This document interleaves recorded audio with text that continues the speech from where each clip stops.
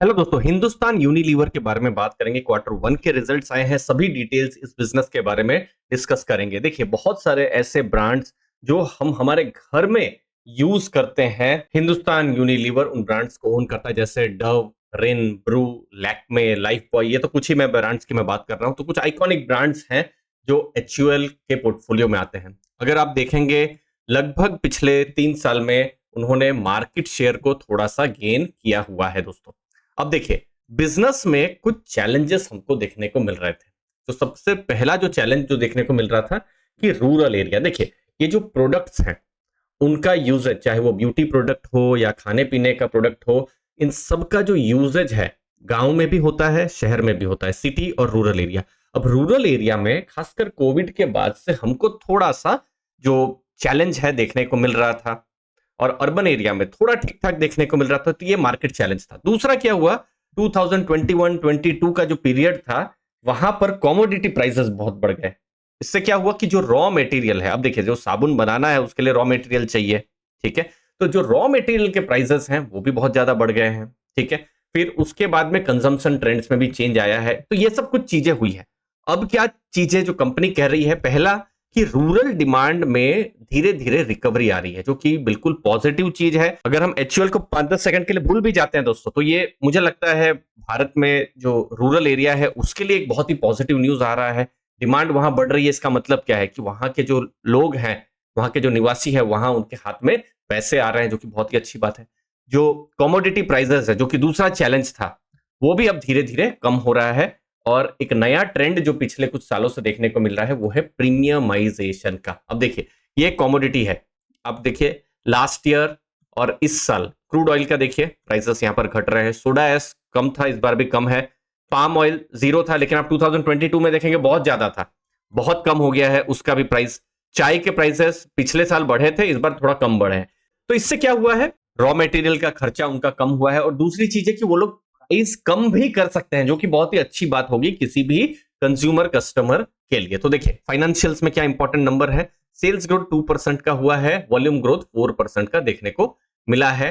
जो टर्नओवर है 15,166 करोड़, मार्जिन जो है 23.8%, जो कि इंक्रीज हुए हैं। अब देखिए, जब बहुत ज्यादा इन्फ्लेशन हो तो मार्जिन चैलेंजेस आते हैं, जो कि इस बार पॉजिटिव है कि मार्जिन जो है हमको स्ट्रॉन्ग देखने को मिल रहे हैं दोस्तों। आप यहां पर देख सकते हैं कि थोड़ा सा रेवेन्यू ग्रोथ यहां पर देखने को मिला है। यहां पर जो प्रॉफिट्स हैं वो भी 3% यहां इंक्रीज हो रहे हैं। एबिटा मार्जिन देखें तो वहां भी इंक्रीज हमको होता हुआ नजर में आ रहा है। टोटल अगर आप प्रॉफिट्स देखेंगे तो इस फाइनेंशियल ईयर में 2538 करोड़ का प्रॉफिट्स हमको देखने को मिल रहा है दोस्तों। अब कैसा आउटलुक है, कंपनी ने कहा है कि रूरल और एफएमसीजी में डिमांड बढ़ रही है, जो कि एक अच्छी बात है। एबिटा मार्जिन इसी लेवल पर ही रहने की उम्मीद है। अब देखिए, ये स्क्रीनर में एचयूएल के बारे में समझते हैं।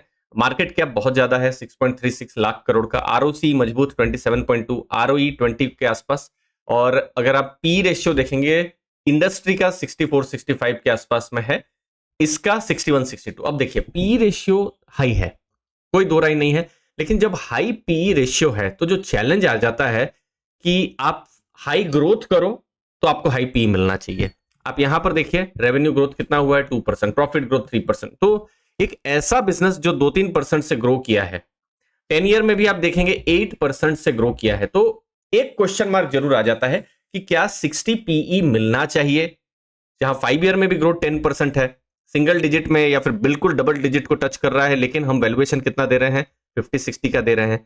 लेकिन ये लास्ट 10 ईयर का डेटा है, जहां पर आप देख सकते हैं कि हमेशा उनको हाई वैल्यूएशन मिला है।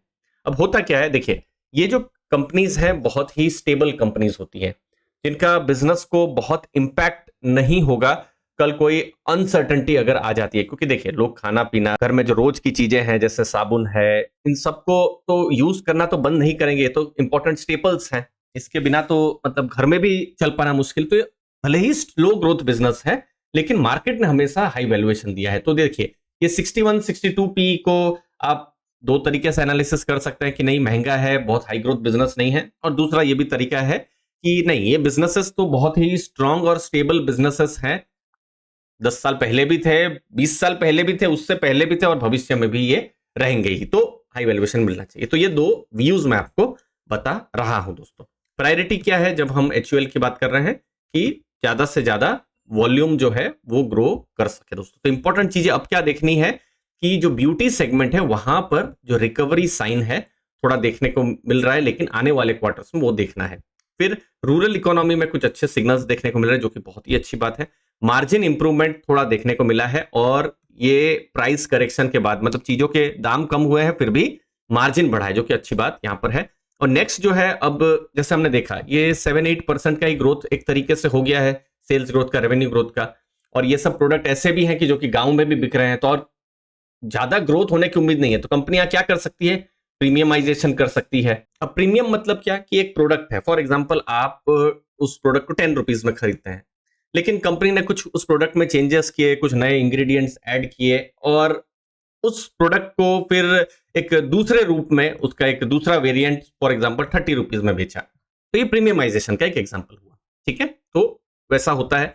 म्यूचुअल फंड का क्या एक्शन है, मुझे थोड़ा न्यूट्रल से पॉजिटिव देखने को मिला है। जैसे आईसीआईसीआई वैल्यू डिस्कवरी ऐड किया है 3.12%, आईसीआईसीआई प्रू इक्विटी सेविंग 4.47% उन्होंने भी ऐड किया है। फ्रैंकलिन इंडिया फोकस 2.28% ऐड किया है। कुछ फंड्स ने ट्रिम किया है, मेरा एसेट लार्ज 2.16, फिर एचडीएफसी टॉप 100 1.03%, थोड़ा सा उन्होंने ट्रिप किया है।